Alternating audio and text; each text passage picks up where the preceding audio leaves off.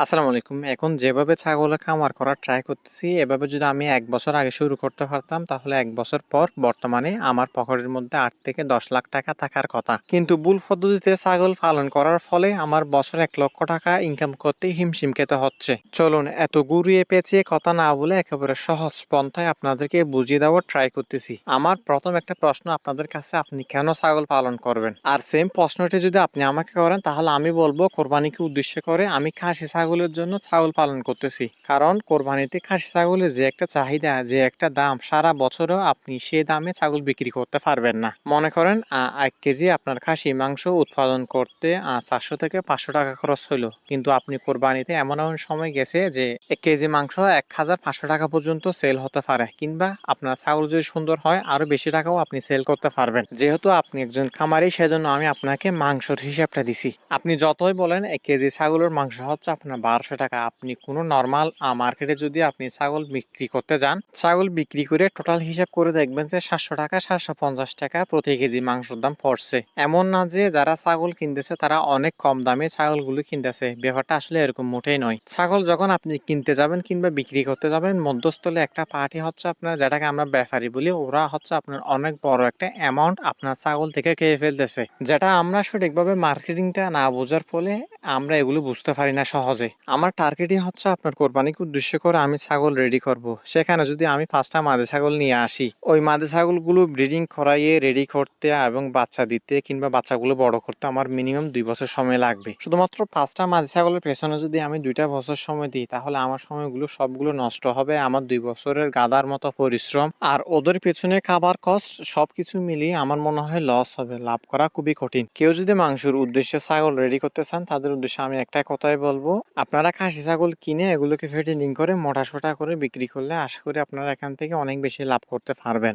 এবার হয়তো অনেকের মনে একটা প্রশ্ন আসতে পারে যে আমার শুধুমাত্র এখানে ৪টা ছাগলের বাচ্চা আর আমি কথা বলতেছি অনেক বড় বড়। আসলে দেখেন, আমি এখনো পর্যন্ত আপনার ছাগল কেনাকাটা শুরু করিনি। আর দ্বিতীয় কথা হচ্ছে, এখন ছাগল কেনার একেবারে সঠিক সময় নয় বললে চলে। তার অনেকগুলো কারণ আছে। কোরবানি গেছে যে এখনো ১ সপ্তাহ হয় নাই। কোরবানির বাজারের মধ্যে যে একটা দাম মানুষ মনে করে ছাগলের দাম সেরকম সারা বছরই থাকবে। সেজন্য মানুষ কম দামে এখন ছাগল আপনার ওই ছেড়ে দিবে না। আর সবচেয়ে যেটা বড় কারণ, সেটা হচ্ছে কোরবানিকে উদ্দেশ্য করে ব্যাপারীরা হচ্ছে আপনার অনেকগুলো ছাগল সংগ্রহ করে। কিন্তু অনেক সময় দেখা যায় যে আপনার অনেক বেশি দাম চাওয়ার ফলে কিছু ছাগল তারা বিক্রি করতে পারে না। একটা ব্যাপারীর কাছে না থাকলেও ১০ থেকে ৫০টা ছাগল পর্যন্ত আছে। ওই ছাগলগুলো তারা হচ্ছে আপনার পেটের মধ্যে পানি দিয়ে কৃত্রিমভাবে মোটাসোটা করার ট্রাই করে। ওগুলো যদি তারা কোরবানিতে বিক্রি করতে না পারে, কোরবানির শেষে তারা যে হাটগুলো বসে ওখানে বিক্রি করার ট্রাই করে। আপনি যদি একটু ভালো করে লক্ষ্য করেন, তারা ছাগলগুলো ছেড়ে দেওয়ার জন্য তুলনামূলকভাবে আপনার একটু কম দামে ছাগলগুলো বিক্রি করে দেয়। বেশিরভাগই অসুস্থ ছাগল ওখানে থাকে। আপনি যদি ওইগুলো আপনার মোটাসোটা করার জন্য কিনে নিয়ে আসেন, তারপরে দেখবেন যে এগুলোর পেছনে আপনার প্রচুর পরিমাণ ট্রিটমেন্ট যাবতীয় টাকা খরচ করতে হচ্ছে। একটা জিনিস সবচেয়ে বেশি পরীক্ষিত, সেটা হচ্ছে এই সমস্ত ছাগলগুলো হচ্ছে আপনার খুব একটা রিকভারি হয় না বললে চলে। দীর্ঘদিন অসুস্থ থাকার পর ছাগলগুলো মারা যায়। সবচেয়ে বেশি খারাপ বিষয় যেটা, সেটা হচ্ছে এরকম অসুস্থ ছাগল যদি আপনি কিনে নিয়ে আসেন, সামনে হচ্ছে আপনার বর্ষা। বর্ষার সময় যদি আপনি একটা সুস্থ ছাগলও কিনেন, এটাকে যদি আপনি সঠিকভাবে ম্যানেজমেন্ট করতে না পারেন, দেখবেন যে আপনার সুস্থ ছাগলও আপনার অসুস্থ হয়ে যাচ্ছে। বর্ষার সময় ছাগল মোটাসোটা করা একেবারে অসম্ভব বললে চলে। আপনার খাবার যদি একটু বাড়তি দেন, পাতলা পায়খানা করে, সর্দি কাশি।